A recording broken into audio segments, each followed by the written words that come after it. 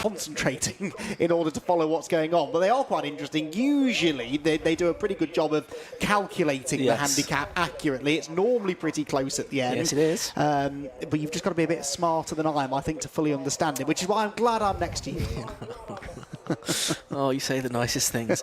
Andrew Kelsey is not there, I don't think, on the front of the grid in the JGS 7. It looked like there was a gap there, so Mike Harvey, I think, on his own on the front row of the grid. But Lars Greenbridge is there, and there's a man with a Union flag next to him, and the flag falls, and the first group of cars get their race away, but not Mike Harvey. Mike Harvey does not get away from the start, so it's a good start instead made by the Race Kits Merlin there. It's heading down towards us, but in the end it's the 81 car of Samuel Bayliss, the Centaur Mark 14, that takes the cars out on circuit, more of them being released. Now that's Simon Gallen. He's gone off, I think, possibly on his own in the end in the 61 car. Didn't see Timothy Roebuck's number 8 though, and it looks like it's Charlie Plain-Jones who's just been released there in the number 22 car. So these are the first of the cars that have got a credit lap, so these only have to actually complete 6 laps of racing rather than the full 7. And various of the Austin 7s that formed the basis of the 750 Most Club way back in the 1930s and 40s being released out onto their race. But no, this seems to have worked much more effectively here, and very shortly Tim Mile will be going off. Are they heading presumably now up towards Lodge Corner? Yeah, there they are. The number 81 car, Samuel Bayliss it is, that leads the race then. And there's Tim Mile, and he's off onto his 5 laps, Andy. Indeed, and he has about the length of the pit straight in hand over the first of the cars that was released. That's the number 81 of Sam Bayliss. So Sam Bayliss then is chasing Mile, but he is a lap and a bit behind, essentially. Seen down at Shallow's Corner, where Mike Harvey, number 5, who made that rather managing director of a company, 2021 was when he started racing. He's also out in the Trump TR6. Now behind them here, you can see you've got John Village bearing down on them, and also Greg and Thruston as well, I think that is, behind. So we are going to get some passing being done here now. Over Clay Hill, John Village started the lap, I think I'm right in saying, about 17 seconds behind the cars that he's catching now. There's a bit of a lock-up there going into Druids for, by the number 30 of Tim Miles still, but that changes then as others come across the line. Piece of circuit there in these historic 750 Formula handicap races. That's exactly what you've got on at Shallow's Corner now, and this will, generally speaking, be for position as well. As Greg and Thruston, 2:15.2. He's the number 1 car. Big lock up there for Graham Wilson in the number 7 going through the Britain chicane. He's just ahead of Greg and Thruston, actually. So oh, and there's Greg and Thruston now stopped on the side of the circuit. So he's completed another lap in the 301s, but he's smoking now as he heads around Oulton Corner once again. So I think Tim Mile, the race leader, may not be much longer for this race. And it looks like he's going to pull off the circuit at the pit lane exit, so he's getting well out of the way there. I'm afraid Tim Miles' race is over, so that means we're going to have a new race, and not Mile, but Miles.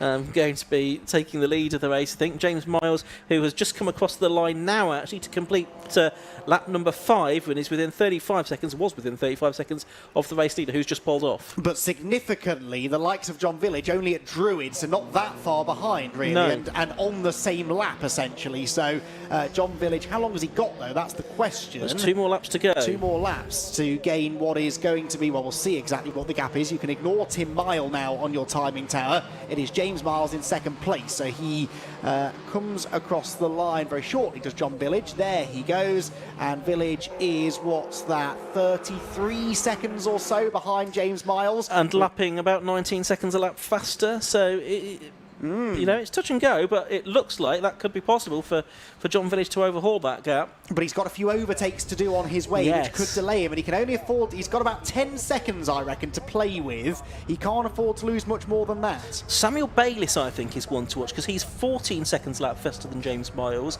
and only 21 seconds behind with 2 laps to go. So he's someone to watch. That's Samuel Bayliss in the number 81 car. It's all going to come together on the final half a lap here. It is, exactly. Almost like it was planned that way. There's Samuel Bayliss. He's just getting through Shell Oil's corner now in the 81 car. The car behind him is the 47 car, which is the historic Formula V of Mark Lawton, the Cotswold Garages V, with a 1.3 litre big air-cooled engine. And there's Charlie Plain-Jones just heading down towards Hislops and Knickerbrook once again. So we are most of the way around the penultimate lap of this race. We've still got a good fight going on, including Greg Catton, but Lyndon Thruston has sort of dropped back from Catton, so he's not going to be winning this race, I don't think. But this is the man you think might have a chance. I could Sam Bayliss through Yeah. Knickerbrook corner then. So can we see who's that in the distance? That's maybe Verheyden and Haywood Cook and Hugo Pickup ahead of him. So he can't yet see James Miles, but James Miles can't be that much further round the lap. They'll be coming through to start their final lap in a moment. He is. There he is at Druids. So this is definitely doable, isn't it? It is, and he's just going into Druids now, so he's going to get him at some point early on the final lap of the race, I think, is Samuel Bayliss in the number 81 car. We've just got to see, is there anyone else coming up quickly behind him? Just looking at the timing screens, Simon Gallen a couple of seconds faster, but 7 seconds behind, and John Village, he's the other one still to watch, isn't he? Yes, because Village is at the line now, and where was Bayliss? Bayliss has gone through... Sorry, that's Bayliss at the line, Village at the line now, so that's going to be only about, well, the timing screen will tell us, 6 seconds or so, just under, between Bayliss and Village. It could boil down to a battle between those two, because Village is 15.5 seconds off the race leader. But it was a slow last lap from Bayliss. He was 3 seconds off his pace. So he's 10 seconds behind the race leader and only lapping about 10 seconds faster now. OK, and Village on the last lap was 18 seconds quicker than the leader and started the lap 15.5 behind. This could be close. So that's Samuel Bayliss. He's ahead of Verheyden. He's up to 3rd place now. He's ahead of Pickup. No, that's up to 3rd. He's past Pickup now. So he's got Charlie Plain-Jones in number 22 and number 11 James Miles ahead of him now. Yep, so he is negotiating the traffic pretty well. How is John Village getting through the traffic, I wonder? Round the Shell hairpin they go. Won't be long then, I don't think, before Sam Bayliss is up into 2nd position, more than likely, as they come over Hilltop.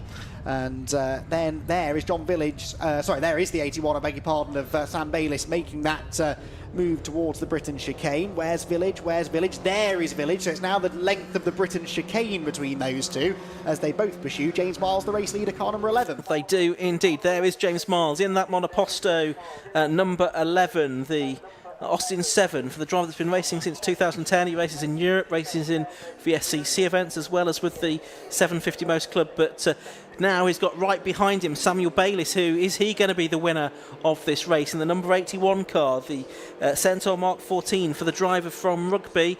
There's John Village. He's just climbing Clay Hill as well, so it is going to come together right at the end of the race here.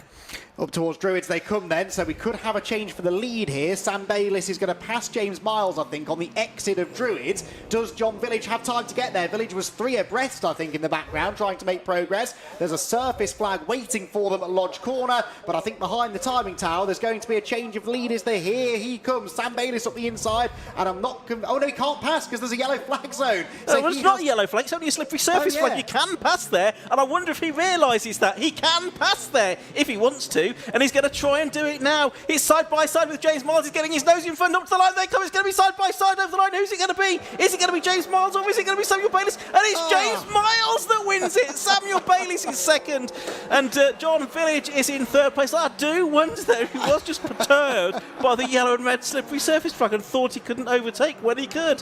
Charlie Plain-Jones is 4th, Hugo Pickup 5th, Simon Gallen 6th, Richard Verheyden 7th, Greg Catton is 8th, Graham Wilson is 9th, and Richard Pryorans are at the top 10. And I don't know why we don't do this more often, Andy. I think every race should be a handicap race. That was brilliant. Sam Bayliss, I mean, he will be kicking himself afterwards. Maybe he thought that he would have the speed up the hill anyway, but he didn't. James James Miles found an extra gear almost and just Well, managed to hang on. It is a supercharged Austin 7, Yeah. so that will have helped him, I think, climb the hill and get over the line. So you've got there the top 10 at the end of that, separated by 12 seconds, which is a remarkable thing. The top 14 covered by 29 seconds, a few stragglers still to come through. We don't really concern ourselves with the classes within the handicap race, but for the record, James Miles, Samuel Bayliss, Charlie Plain-Jones and Greg Catton